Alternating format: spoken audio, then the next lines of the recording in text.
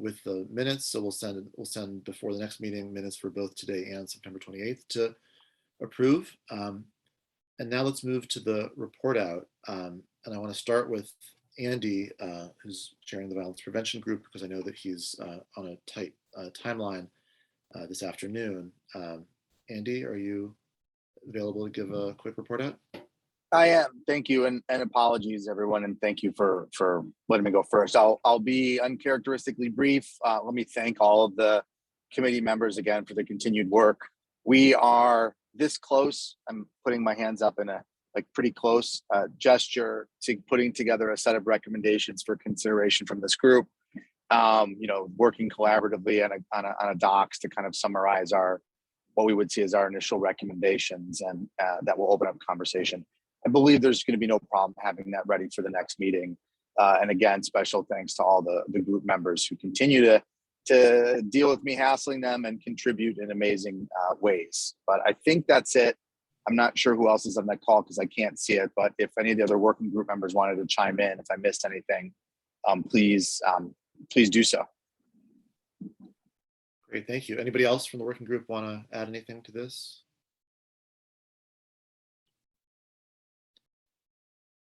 Terrific. Well, thank you, Andy, and safe travels. We hope you're using a hands-free device if you're driving. Next is Councilmember Burns, who's chairing the Rethinking the Organizational Structure working group. Councilmember, do you want to give a quick update?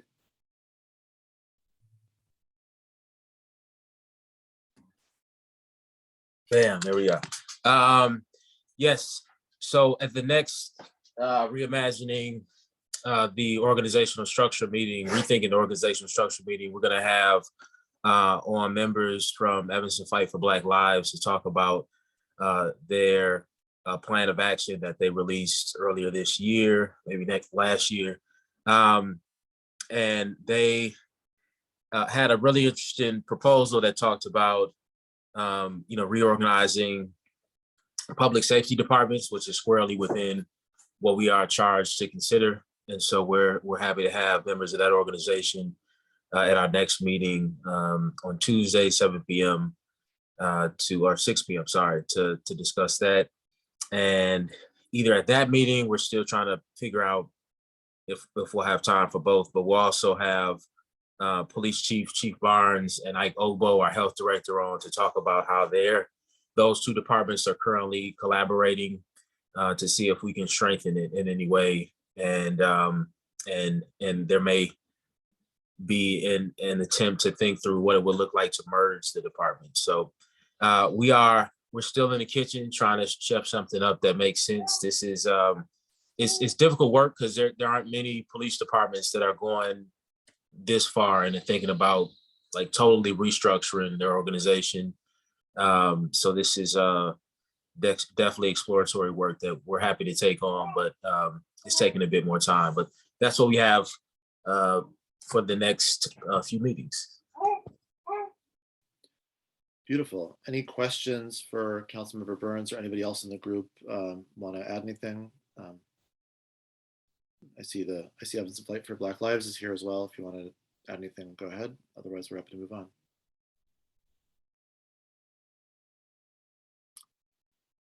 All right. Thank you. So the next item on our agenda is it's kind of exciting. It might be our opportunity to take our first vote on as a committee on anything other than minutes of past meetings. And so I wanted to kind of speak on behalf of the working group that's been looking at data and thinking about issues of patrol and traffic enforcement, especially. First of all, I know that all the different working groups are engaged in these kind of arduous processes with a lot of external speakers and partners. I want to say, as for our group, really want to appreciate the working group itself for the really serious time and effort that folks have put in and the engagement. We've had a lot of outside speakers from all over the country who I want to also give a shout out as having been really, really helpful to us. Want to especially thank Rose Worth, who just kind of popped in one day and started volunteering to help with data analysis in a way that was really, really invaluable. And then I want to thank especially EPD. We have made a lot of data requests of the department and asked for a lot of follow-up clarification. And there's just been a tremendous amount of time that the department has offered to help us understand and think through things to get to the place that we've gotten today. I want to, by the way, shout out Commander Glenn is with us today because DC Secludi I know is unavailable, and just again want to thank EPD's continued engagement on these efforts. What I'm going to do now is kind of walk the committee through what we as a working group have come upon so far, which is going to include kind of two categories of things that we're prepared to recommend moving forward on right now, and things that we're still thinking through and want to devote more time to, and may come back to the committee with a follow-up recommendation on. If the committee sees fit to vote in support of some of this stuff today, then the next step would be to begin conversations with the full city council. There's no sort of procedural step between us and the full council, so it would be simply a matter of continuing the discussions, working with the other 6 members of city council who are not represented on this committee, continuing to get surely input from the community and from the police department and from further clarification from this committee. But the next formal procedural step would be a vote at all of city council. So this is a significant part of that process. So what I want to begin by doing, let me see if I've got too many web browsers and too many tabs, but I would like, here it is, like to share my screen. Can folks see the memo that was the packet for the meeting? Is that something that's visible to you on the screen share? Packet for you, Mr. Mayor, yes. Beautiful. Thank you so much, Nathan. So what I'm going to do is summarize this, but as I go, kind of unshare the screen and present some data that we've collected that helped us think through these issues. So the 3 topics that we wanted to make recommendations on today are about non-moving violation traffic stops, consent searches, and data practices.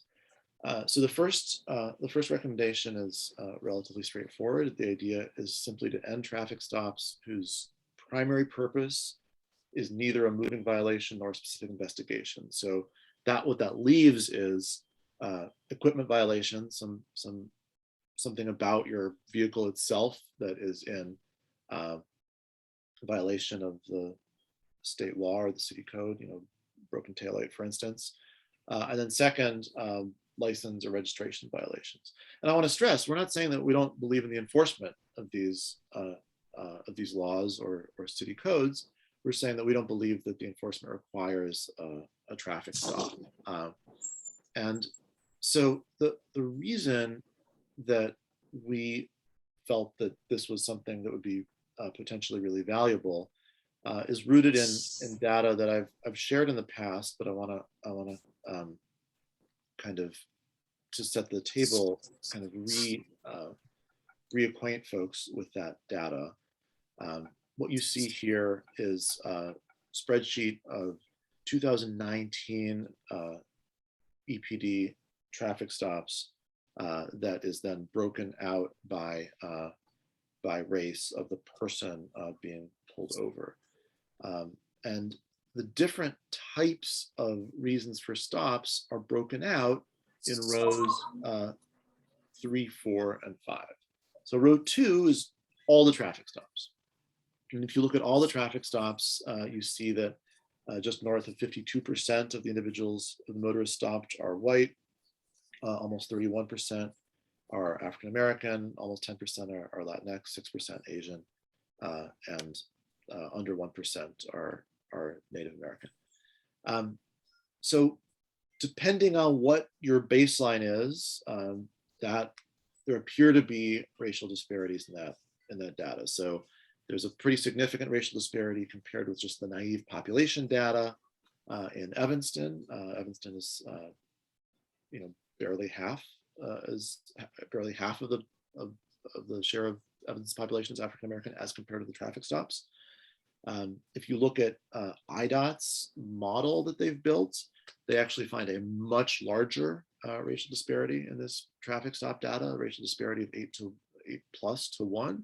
Others have shared with me that they dispute that IDOT model, and one can go into sort of figuring out what the right baseline is. But I think it's fair to say that there's a racial disparity embedded in that traffic stop data. But then what becomes very, very, very striking is if you look at that racial disparity when you break down not just all traffic stops, but instead what about just the moving violations, where, hey, with the moving violations, people are pulled over because they're speeding or running lights or what have you, there's a smaller racial disparity. There's the greater share of the moving violations are white motorists, a lower share of African-American motorists, and in general motorists of color. But then when you look at the equipment violations and the license plate or registration violations, the racial disparity goes through the roof. And for these categories, roughly 50% of the motorists who are stopped are African American, and 32 to 38% are white. And so what you find is that there's a much larger racial disparity in the type of traffic stop that is far less connected to an immediate safety risk, right? So we'll talk about this a bit later, but when you talk about dramatically changing the way we handle traffic stops, there certainly are some people who, because of how they're driving, are an immediate risk to public safety, and it's important to solve that problem in some way. But the equipment violations and license plate or registration violations, however important they may be, don't constitute an instantaneous threat to public safety. And so the idea here is simply to stop enforcing those infractions by pulling people over, and thus eliminate a situation where folks are pulled over, generating a very, very significant racial disparity. So that's the sort of racial disparity that led us to this, to kind of think about these ideas. But I want to just give a few more data points. The first data point is regarding arrests. So one thing you might say is, whatever the cause of the traffic stop, if they're ending in arrests that are important to preserve public safety, maybe we ought to be careful in ending this practice. And what we learned is that a vanishingly small percentage of the traffic stops, both for equipment violations and for license plate or registration violations, result in arrest. So of the 1,564 equipment violations that occurred in 2019, only 34 of them ended in arrest. And of the 723 license plate or registration traffic stops, only 16 ended in arrest. So that's the data point that we found relatively important in evaluating the appropriateness of this potential step. And the last thing that I want to say is that they take a very significant amount of time. So in 2019, and again, I want to give a shout out to EPD for their data being very clean and easy to use on this. You can simply add up the amount of time utilized by EPD personnel to engage in these traffic stops. And it's over 230 hours were spent on equipment violation stops alone, and over 110 hours were spent on license and registration traffic stops alone. So that's in total over 340 hours of EPD personnel time devoted to these traffic stops. And so for those reasons together, the racial disparity, the fact that there's not an enormous number of arrests that are resulting from them, and the tremendous amount of time spent and time that could be saved, the committee was comfortable making this recommendation. So that's the first item. That's the first item that we wanted to talk with you about. The next item, oh my goodness, I'm sorry, is here. This item is a bit more complex in terms of even the nature of the decision that we're asking you to make, but we believe it's an important item as well. And so just to set the background here, under the Fourth Amendment of the U.S. Constitution, you can't be searched without your consent, unless, in this instance, unless a warrant is issued to the police under probable cause. So when individuals are searched outside of the warrant situation, that's occurring because they have given their consent. And there's a growing movement, and we heard some testimony about this from a few different individuals, both some academic experts and also some kind of advocates on the issue, that says that there is the opportunity for abuse of consent searches, or if not abuse, at least often consent searches occur, not necessarily because the person was giving truly informed consent, but because the person might have felt like, hey, I'm not sure if I have an alternative but to say yes when asked if it's okay to search me or to search my car. And so to address this, there are two different approaches that could be taken. And so we couldn't do everything in item 2 in front of you. We'd have to kind of choose. One approach is to simply say, you can't do a search without a warrant. There's no such thing as a consent search. A search can only occur if a warrant has been issued. The other approach, which is what's being tried in, for instance, Berkeley, California, is not to say that searches cannot occur without a warrant, but to put more guardrails around when a consent search can occur. And so one suggestion is that consent must be given in writing. And moreover, the form that you would then have to fill out to give consent in writing would make clear that you don't have to do it, that you're doing it voluntarily, not because you're obligated to or because there's a negative consequence that will be imposed upon you if you don't. And then the other idea that's being utilized in Berkeley is just to raise the threshold of suspicion in the first place that leads to searches occurring. So, for example, one thing that they're changing in Berkeley is they're saying, listen, race and ethnicity alone are not reasons to search someone. Someone's race and ethnicity matching someone who'd been witnessed engaging in an illegal activity is not reason to stop someone. They also have to have, let's say, a vehicle make and model and color that matches the vehicle that the person was seen in. And so here idea A is just eliminate consent searches altogether. Idea B, which could be used together with idea C, but not idea A, is allow consent searches if consent is given in writing. And idea C is raise the threshold for when those consent searches can occur. And before we move on to item 3, I also wanted to share a little bit of data about these that I found pretty telling.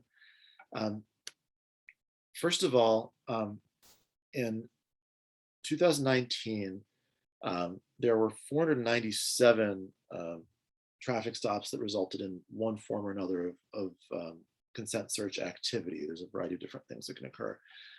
And when I looked at those, when we looked at the racial breakdown of those 497 activities, it was actually the most acute racial disparity of any data set that we saw.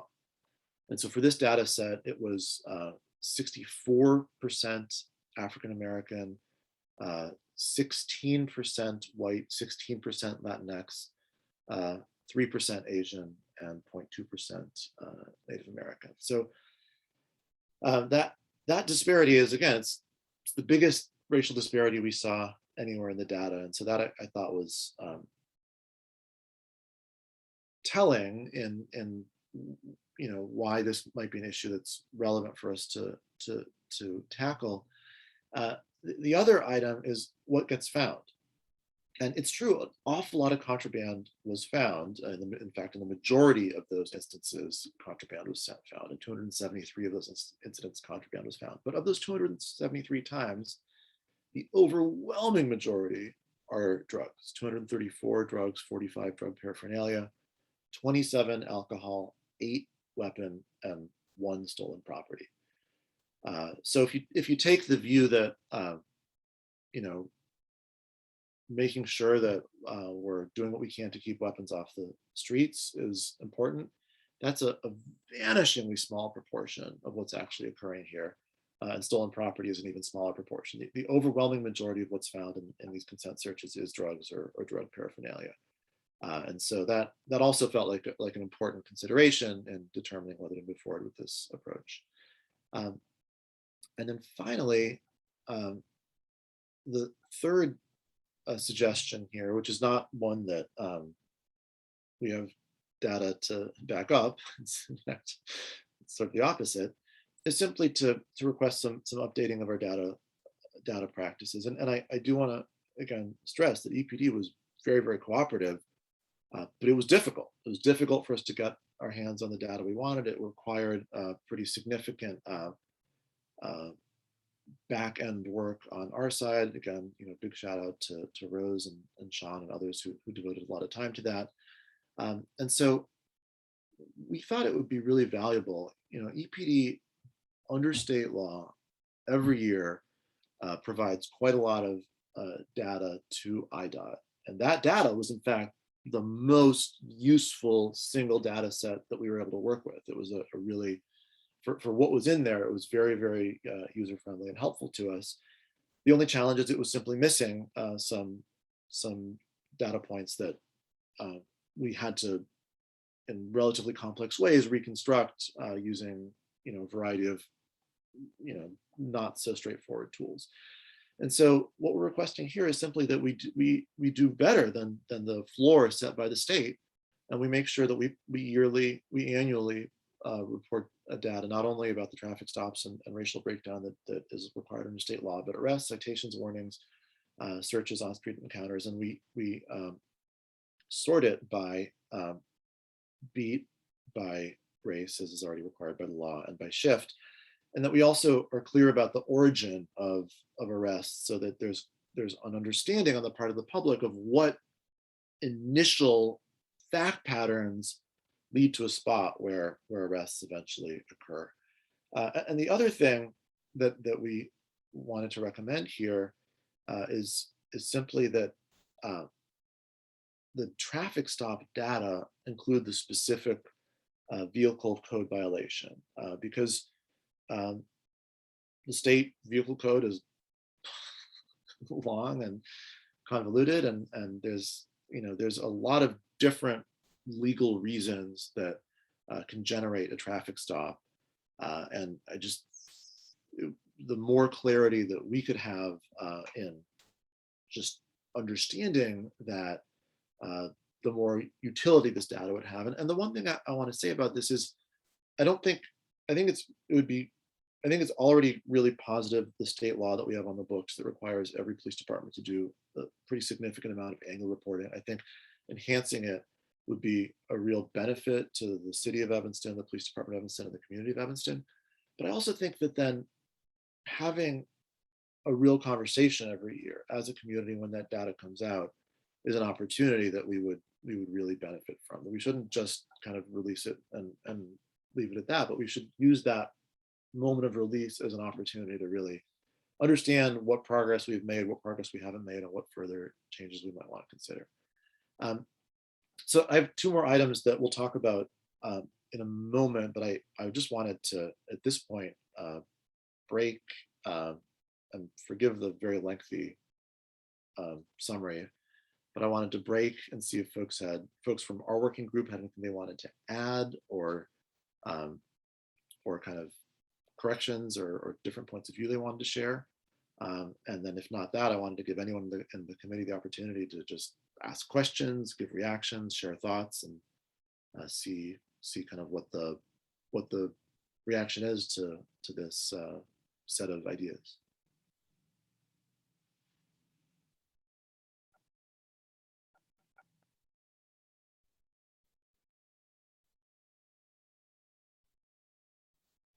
Well, I put everyone to sleep.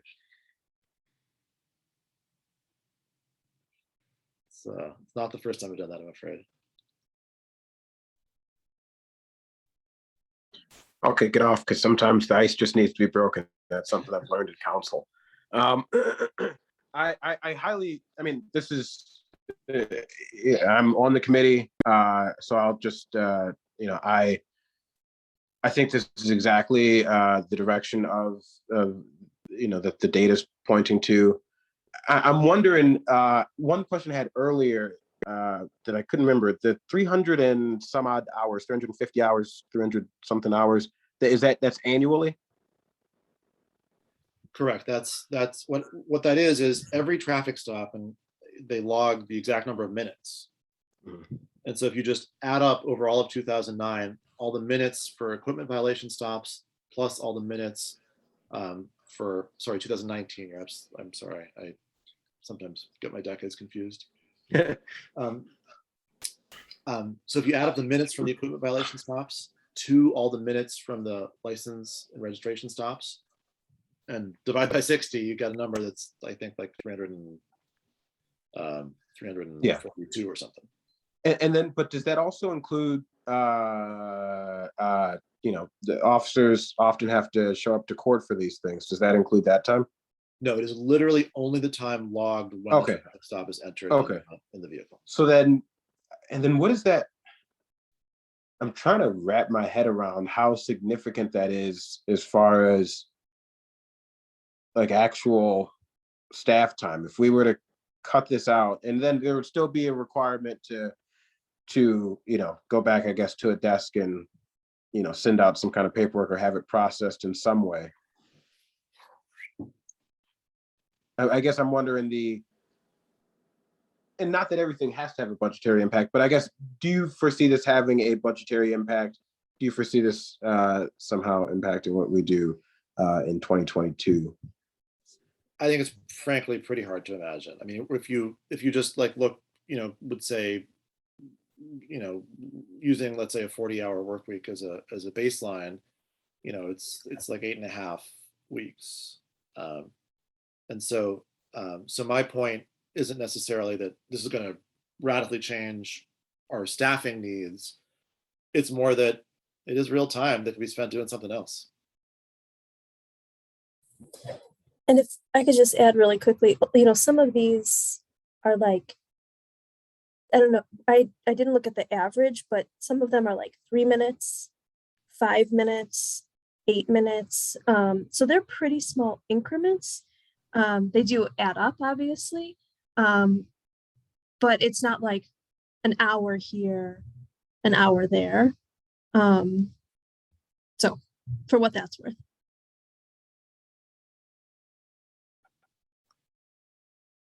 Kristen has her hand up.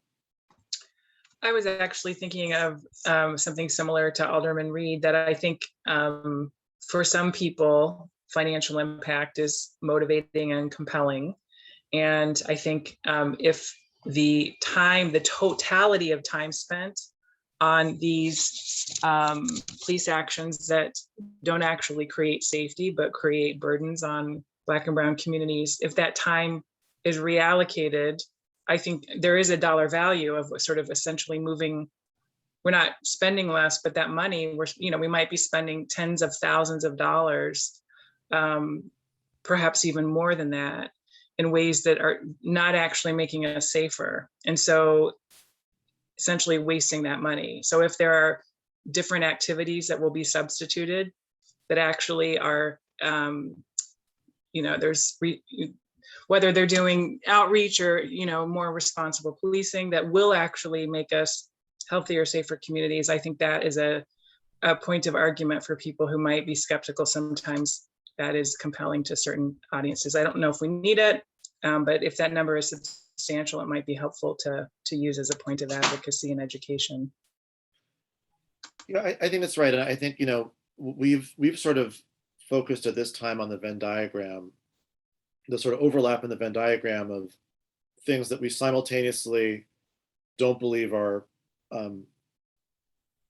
advancing the cause of public safety and also contribute to racial disparity in policing, right? And so there are some who will be more persuaded by saying we need to do away with racial disparities, which I would hope would be persuasive to a lot of people.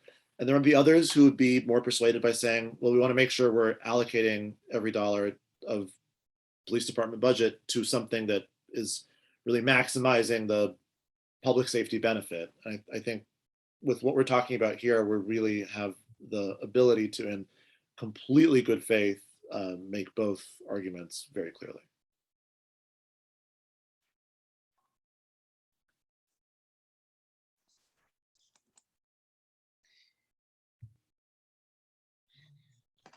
Ms. Esther? Yes, excuse me, good evening. I didn't get in on the first part of the meeting, but gathering what you are talking about now in terms of the amount of time that police spends on different action, whether it's towards safety or not safety, and being more or less racial disparity. You can't separate, in my eyes, this is my opinion only, you can't separate the two.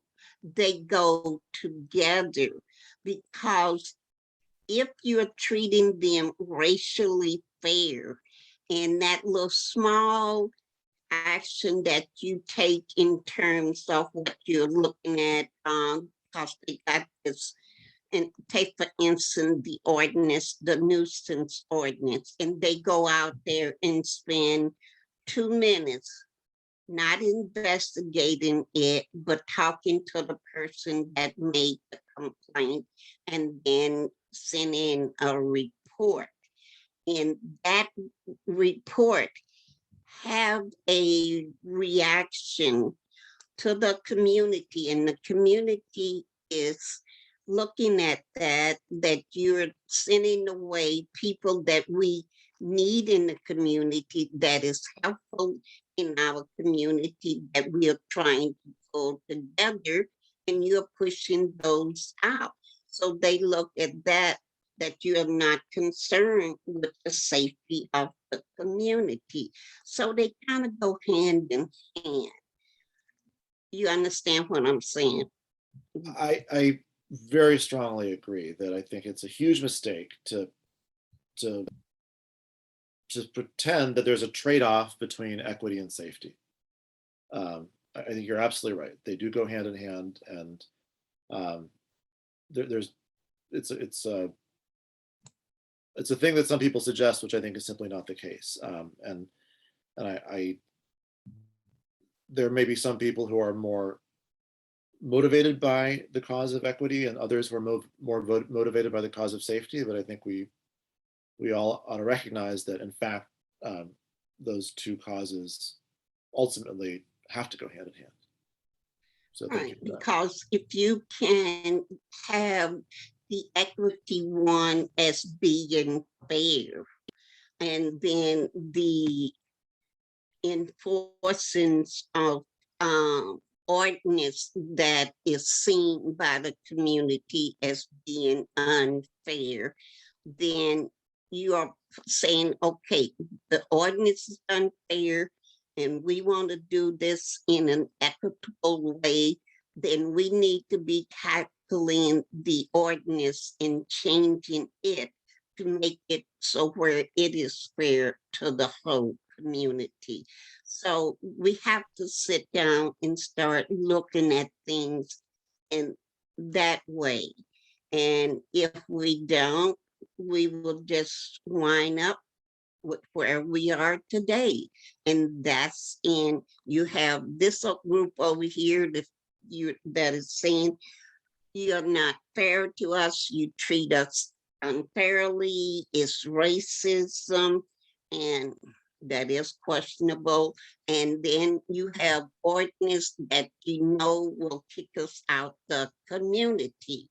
So it is one in the same thing, done by two different actions. But if you correct both actions, then you will start having a community that most people are trying to achieve in this United States. where people live together and they don't have to be fighting and be upset, that they will work to help keep the community safe, growing, and clean. Agreed. Agreed. Thank you for that. You're welcome. Sarah I also would has like her to hand up. hear what someone else thinks.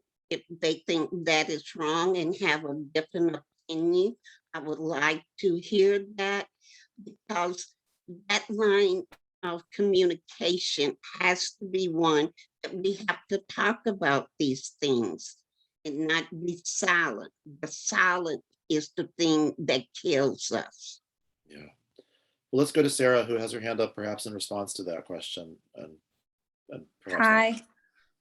Thank you, Miss Esther. Actually, mine is not in response. Mine's a separate question, but I do agree that those are not two separate entities or items that we should talk about separately. But my question is, when we're looking at item 2 and comparing A versus parts of B and C, I'm curious what accountability looks like if we go with B and C, because the language around like fits a description and using race and ethnicity only when relevant sounds nice on paper, but I'm curious what that looks like in action and what accountability is for when that is profiling, and like if that will actually result in less discrimination against Black and brown community members.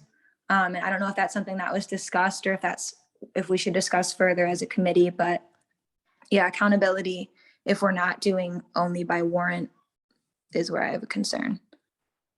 Yeah, it's a great question. And I would say, I don't know if this is where you're going in your head, but one thing that makes it an especially great question is, we're not the state legislature or Congress, and so we don't really generate a cause of action that someone can take us to court, in at least not in a sort of traditional way. And so this would be, I would guess, enforced through appeals that are made by an individual to the city that if they're granted, would result in disciplinary action inside the department. As opposed to being able to bring a Fourth Amendment lawsuit or something, because this is a protection that goes well beyond the Fourth Amendment. So a Fourth Amendment lawsuit wouldn't be in order. So, I think ultimately it comes down to the question of whether you believe the city and the police department have the capacity to handle, first of all, to educate personnel properly about how to change practice and, consistent with this approach. And then second, to put in place some kind of appeal system that would be taken seriously and that would work appropriately with proper discipline. It's definitely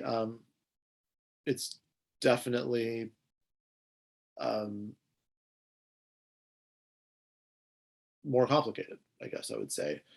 I think that the trickiest part of the conversation is that it's kind of complicated either way, in the sense that item A, only allows searches by warrant, is super simple, but it still doesn't really change the question of what happens if that's not followed. The enforcement question is still a live question for item A, even though the sort of where to draw the line between whether or not it's being followed is less complicated.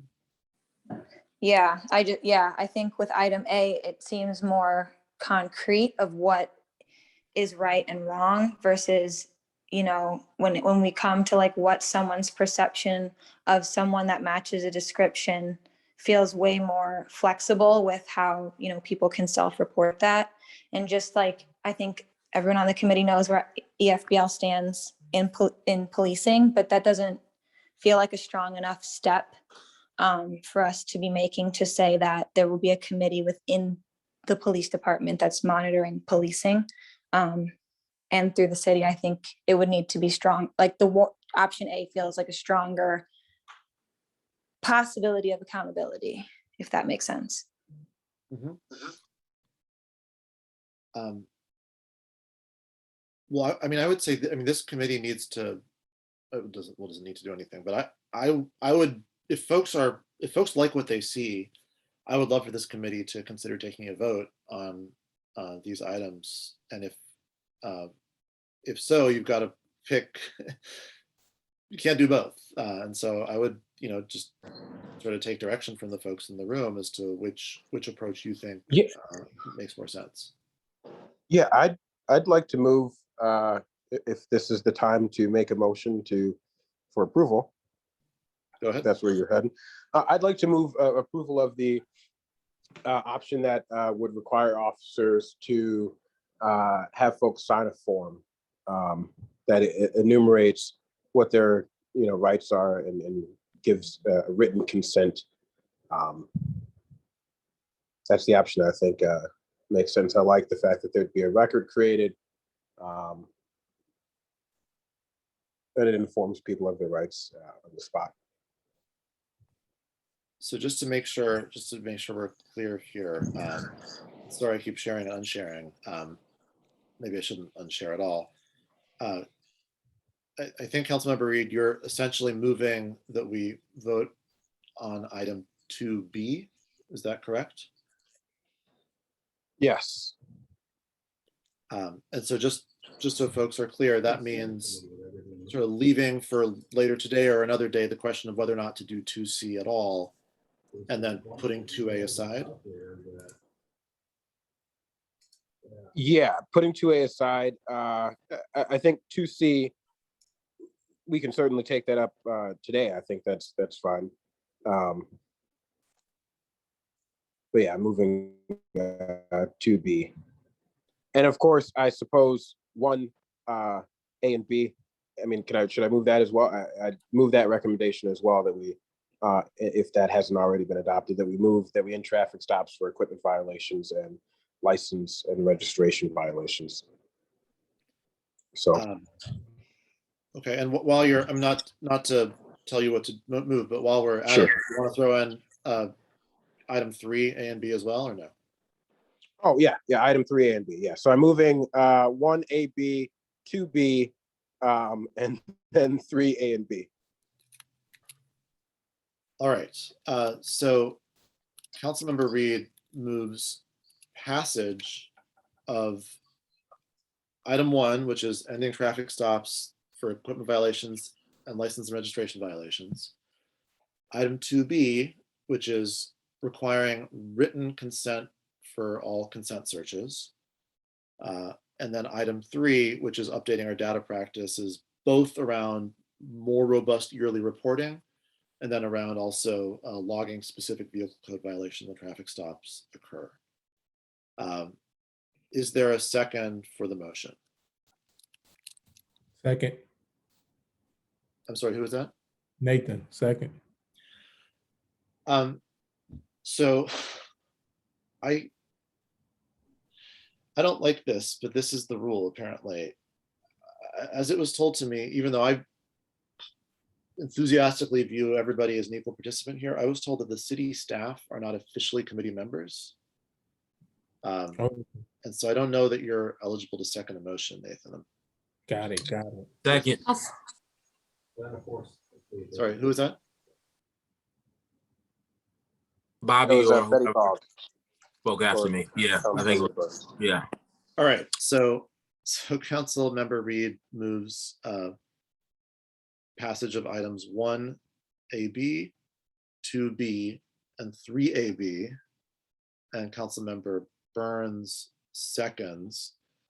Is there any discussion? And obviously we've had some discussion, but we'll welcome further conversation before a vote. Yes, I have a question before we vote on this. We look at this, and this is on paper, and from what was said, we would say, yes, that's good. But then the reality is, have a problem with a search for consent for search must be given in written. So that's obvious. If the police is coming to someone's house to search their house, they're supposed to have a search warrant that is signed by a judge that they would give to the person and have the person to look at it and everything to know whether or not they want to consent to that search, have the option to talk to their lawyer to say, hey, can we stop this search? I don't know what they're searching for or why they are at my house. No notice or nothing have been given to me. So not having the police to just show up at someone's house and just give them a warrant, or are they showing up and telling that person and giving that person enough information for them to understand why they are there? Not just because you have that piece of paper signed by the judge, but why are you In coming this to my house? in this instance, we're discussing traffic stops. I do not believe this would change any policy regarding, although that is something we certainly need to, I think I put a referral in recently about no-knock warrants and, the Anjanette Lewis stuff that happened in Chicago and other places. But this is specifically focused on traffic stops. And please correct me. And additionally, you're right, and therefore these are searches that occur without a warrant. And if you're searched without a warrant, that's only because you've given your consent. And the issue this is trying to deal with is making sure people really know their rights. They give their consent voluntarily. They're informed of the fact that they're not obligated to give their consent, and they sign a piece of paper indicating they're okay with the search. And so that's the situation that this applies to.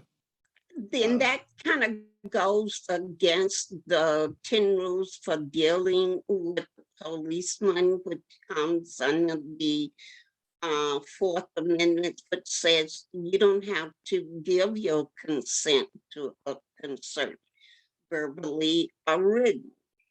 So what is going to become, the next question is, what is the incident? And if the person says, no, I'm not going to sign that because I don't give my consent, written or verbally, what is the action and that they would be facing? Remind me, we're talking about a traffic stop. Right. So they would be facing no consequences both today and if this passed. The concern is that folks may not really understand that they would face no consequences. That if you're asked by a police officer, can I look at your car? You may be intimidated or frightened into just saying yes, or you may not be aware that if you say no, nothing happens to you. And so the point of the written consent is to give you the information that you truly have a constitutional right to say no without repercussions. And moreover, that as Councilmember Reed said, that creates a paper trail that kind of explains the reason why the consent was requested and so forth. I will just note, unfortunately, I don't think for all residents there's no consequences today of refusing a search.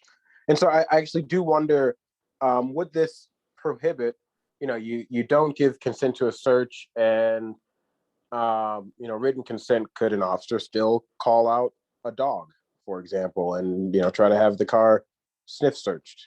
And then that gives them, or would that completely eliminate that as with this policy? Yes, it does, because you remember the Supreme Court case, as if that person says, I don't give a consent to search by a police officer or a sniffing dog, then he's not giving his consent to you to do that, and you're not supposed to do the search, but if you go ahead and do the search after he tells you no to both of them, then it doesn't stand up in court So that's, because he yeah. told you no to the So that- sniffing dogs and to the police looking at it. so that's correct. I think Councilmember, you're really hitting on the points that Sarah was making earlier. Yeah, that yeah. It's just a lot. I'm not advocating one way or the other. I'm actually comfortable with both approaches. I wanted to get a genuine sense of the committee, but it's simpler to just prohibit consent searches. It leads to fewer questions. It leads to fewer kind of potential repercussions. So what does it look like to have to get a warrant for, and I guess there's 8. I'm coming around to I do like the paper trail, and unless this is creates a policy that can if consent, I think we'd have to just make sure that this is clear that if written consent isn't given, the next step is the only option that you have. You're not going to call out a dog. You're not going to take some other step. You at that point, if you want to search, you're going to court. I just think we need to make sure that that's the clear direction. Yeah, and that is the intent here. And I mean, obviously, we're not voting on an ordinance. We're voting Yeah, on yeah. a set of principles, but that is the intent here. There's a lot of hands, so let me move on to Betty Bogg, and then Sean will be next, and then we can go to non-members of the committee. Yeah, I'm very much not a Roberts expert, so I don't know how this all works, but there seems to be some level of mix and matchingness that we could do here. And so I personally think that consent searches given in writing, I just read the comment that it really can reduce consent searches or reduce people consenting, but I'm not convinced at all that a police officer glowering at me will make me feel great about not consenting to something. So that factor of what leads up to that, I don't think is entirely mitigated by writing all over a piece of paper that you don't have to do it. I think that relationship is fraught. So I'm from a procedural standpoint, it feels to me like we should be discussing what do we package together? Is everybody down with stopping the equipment violations thing? And we can recommend that without hesitation, but there needs to be more discussion on A or B and C. How does that get packaged into into a full recommendation? The answer is very simple. We can do whatever we want to do. So Councilmember Reed made a motion. That motion is in front of us. That motion is totally appropriate. But if folks aren't totally comfortable, it's really important to vote on what folks actually want to vote on, not just the motion that happened to get made. I'm sure Councilmember Reed would be happy to. Well, I would not be surprised if Councilmember Reed would be willing to amend his motion and maybe replace 2B with 2A, maybe take out 2 altogether, and we can talk about it further. There's no rules governing what we do. We just need to do what the committee thinks is right. Sean. I just wanted to say that I definitely support 1 and 3, but share some of the views already expressed about concerns on consent searches. I think I personally would favor prohibiting consent searches altogether, to be very clear about that, and either supporting 2A or discussing further 2C. Great, thank you. So it's after 5. There's 2 non-committee members who've raised their hands. I want to give them a chance to speak, but I also want to make sure that if folks want to vote on something, which I think folks do, I want to make sure that we do that before people are out of time. So Betsy Wilson is. And I will just note that I'm willing to amend my motion as we're going into the last two comments. Thank you. Thank you, Councilmember. Thank you, Mayor Biss. I'll try to be fast. I think 1 is very exciting. It doesn't go far enough, but I think it's a really fantastic first step. And I think number 3 is also an important measure. I share a lot of the concerns about consent searches and just wanted to add my 2 cents as a defense attorney. We have seen in every aspect of police investigation and criminal law, the idea of formal consent coming back to bite defendants. And I worry that option B, requiring written consent, will actually work against the people who are being stopped, and will just add evidence that can be used to support coerced confessions or coerced consent. Those of us who have spent some time in the criminal world know that consent, when it's elicited by an armed police officer from a person in an over-policed community, that consent is almost never valid. Legally, it might be valid, but it's not the kind of consent that we as lay people would consider freely given. The pressure is overwhelming, and cops, they learn how to not only intimidate subjects, but also lead the subjects, rightly or wrongly, to believe that if they refuse consent, they're going to face negative consequences. So we can assert that there are no negative consequences. That will not be true in practice. And written consent will in fact be used to undermine a defendant's assertion that their consent was coerced. So I would suggest that option A, eliminating consent searches, is a fantastic, clean, easy to administer proposal. Option B is going to run counter to the goals of this committee. Thanks for giving me the time. Thank you. Councilmember Burns. Yeah, I seconded this just to allow for some discussion, but my first inclination remains that way, is to go with option A. I just can't think of a time where somebody will want to consent to a search. So folks in the legal community know that that's not the, option B is not the best course of action, but folks like myself who have been pulled over often growing up also know that it's not a good experience. And I just can't think of why somebody will want to consent to a search other than to maybe expedite the interaction with the police officer, and thinking if that they allow a search to take place, that the interaction will be cut short at that point once the police officers aren't able to find what they're looking for in the vehicle. But it probably won't lead to a shortened interaction. In fact, as some of the members, described, it could lead to, further attempts to try to gain access to the vehicle in other ways. So, I think my support right now is certainly with A, unless I hear anything different. And I know Councilman Reed said he'd entertain an amendment to the motion. Great. Thank you. So we're going to go to Sarah, and then after that, what I'm going to ask Councilmember Reed to do, so we don't have to vote twice, is simply to withdraw his motion. Yes. And then Well, I make was just a new going to do a motion. friendly amendment of it. What's that? I was just going to do a friendly amendment of my original motion. Great, but I would even just ask you to withdraw it, so you don't have to vote Okay. twice. But anyway, let's let Sarah speak quickly, and then we can move back to Councilmember Reed. Sarah?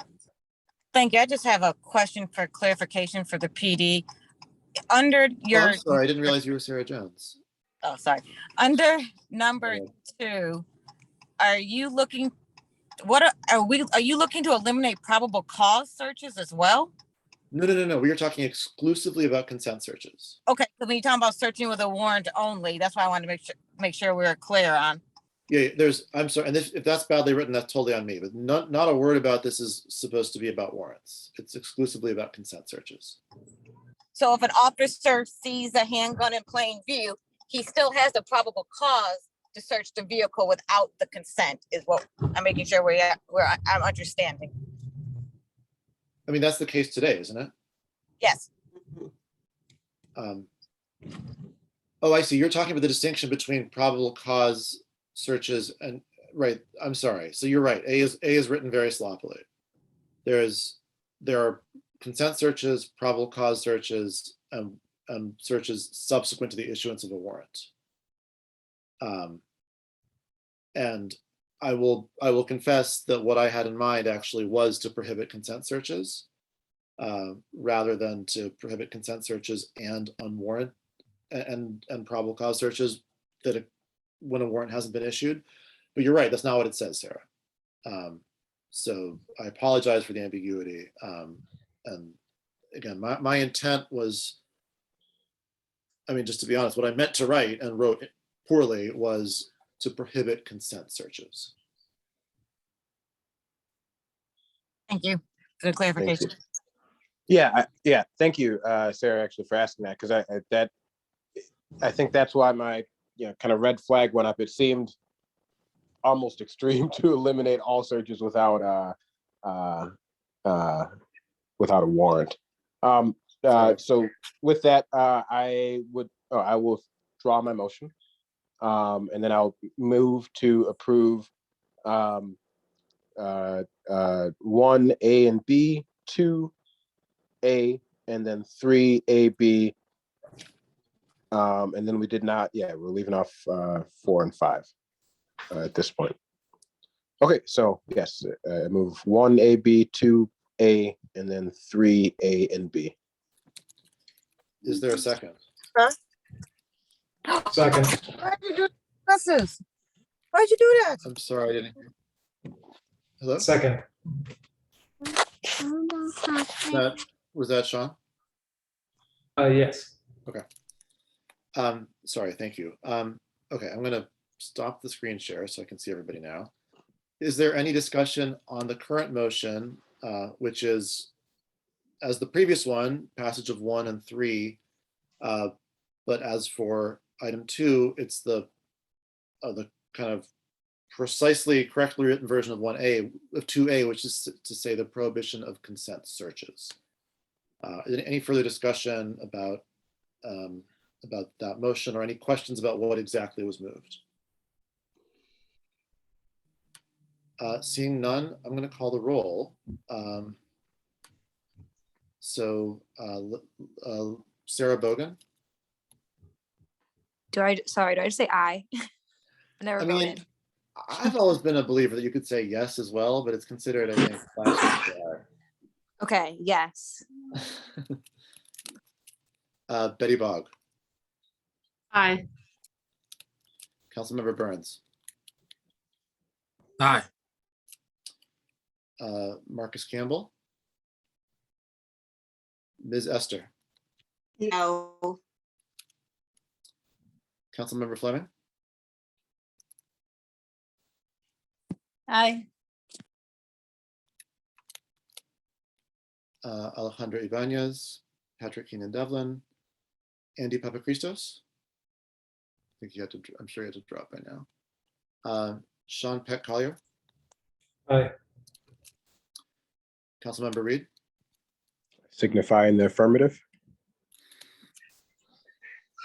Evangeline Semark. Kimberly Walton. Kristen White. Aye. And I also vote aye. And so by a vote of 1, 2, 3, 4, 5, 6, 7, 8 voting in favor and 1 voting against, this motion passes. So thank you everyone for the time, and sorry we went over, but I thought this was a discussion not to cut short. There will be continued discussion as we move forward with this. We're over time, so we don't have time to move on to items 4 and 5, but I will make sure we talk about those in 2 weeks, just to give folks a continued idea of what else is under discussion and get some preliminary feedback from the group as well. Thank you very much. This is a milestone for us, and I think a significant one for the city, and I'm really excited to move forward on this issue, and look forward to continued discussion, and really appreciate everybody's time and commitment to this critical issue. And with that, our next meeting will be Tuesday, November 9th at 4 p.m. and now the October 26th meeting of the Reimagining Public Safety Committee stands adjourned. Have a great evening, folks. Thank you. Thank you. Have a great evening, everyone. Take care. Thank you.